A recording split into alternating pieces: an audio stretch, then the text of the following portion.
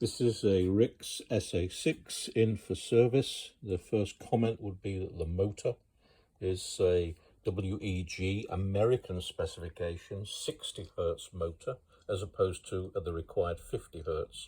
3.7 kilowatts, 5 horsepower, and it has a CE mark shown in the photograph here.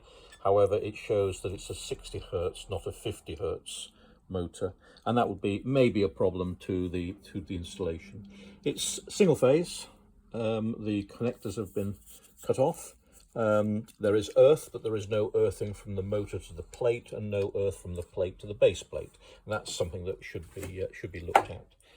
The belt guard has been removed, and the belts themselves look in good condition. However, the alignment of belts seem to be somewhat out of alignment from the motor to the compressor block.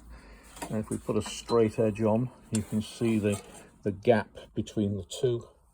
It shows the out of alignment between those two components. Again, if we put it flush on the motor, it shows that it's overlapping on the belts, and vice versa. From the driven to the driver, it shows quite a marked angle that's incorrect. We'll replace that and readjust that.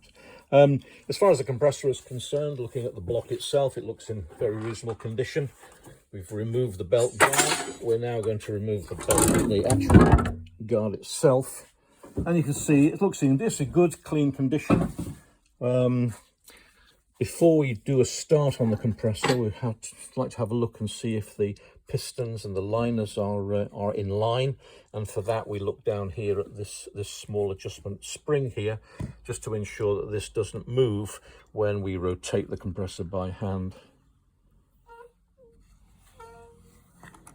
And if you look carefully, this bar is moving very slightly. Try and get a better angle at that. If we look now and I turn it by, if I turn by hand, you'll see the bar move slightly. That needs to be adjusted before we can start the compressor. There's too much play there. It's simple enough. It's a simple enough adjustment to do, but that'll be done before we actually start the compressor. Other than that, everything else looks in fairly straightforward condition. Just a nice tidy up, a clean up, and pistons, and then we'll take the heads off and have a look inside there and see whether it's a standard service, which we believe it will be. So it'll be a standard service kits used on the machine. The serial number of the machine is shown here on the behind this plate here, and it shows us serial number 12640. This is an American build compressor, not a European build, and we'll just check out just to make sure that everything's okay on the thing. The bleeds, it's a manual bleed. The manual bleeds themselves are in good condition, stainless steel. The seats are in good condition, so it doesn't look like it's been used that often.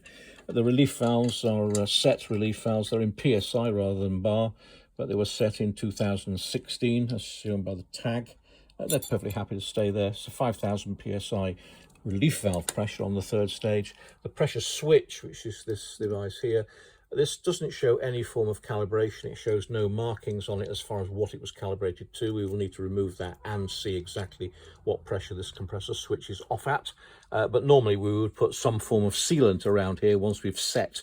This screw is to set the pressure switch setting, and normally an anti-tamper seal is put on to avoid anyone adjusting this unnecessarily. On the side of the panel, it just gives you the range of pressures that you can use for this spring. The interstage pressure relief valve should be set at around about, from an American point of view, it's around about 1,000 psi.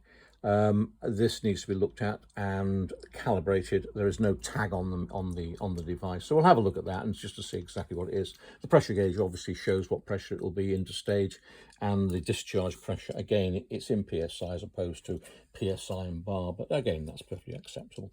And the discharge from the downstream of the back pressure regulator, which is this little thing here, the BPR1, the pressure gauge there, again, Ideally, they should be of the same range, and this should be a 0 to 6,000, and this also a 0 to 6,000. But it's a minor issue. It does give the advantage of both needles show the same range once the back pressure regulator opens.